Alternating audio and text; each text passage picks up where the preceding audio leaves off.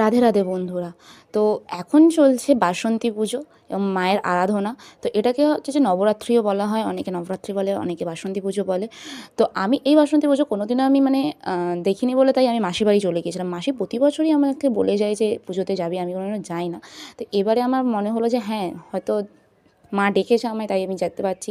তো আমি গিয়েছিলাম। এই যে দেখো ওখানে কত সুন্দর সাজিয়েছে। তো আমরা তারপরে রাত্রিবেলা দুজনে না মানে সবাই মিলে বেরিয়ে পড়েছিলাম সেজেগুজে এই পুজো দেখার জন্য।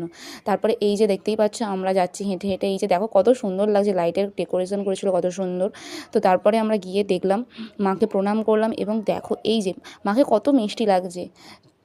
মানে এতটাই মিষ্টি লাগছে কী বলবো। তারপরে বোন একটু ছবি তুলছিল, এই যে ছবি দেখলো ঢং করে একটু। তারপরে এই যে যাত্রা হচ্ছিলো, দেখো তোমরা, যাত্রা হচ্ছিলো। তো মাসিও যাত্রা দেখতে বসে পড়েছিল। তারপর আমরাও 10 মিনিট দাঁড়ালাম, দাঁড়িয়ে সবাই মিলে তারপরে একটু আইসক্রিম খেলাম। খেয়ে দিয়ে তারপরে এই যে দেখো পেছনে বাড়ি চলে আসলাম এবং শেষে ঠাকুরের ছবিগুলো দিয়ে দিলাম।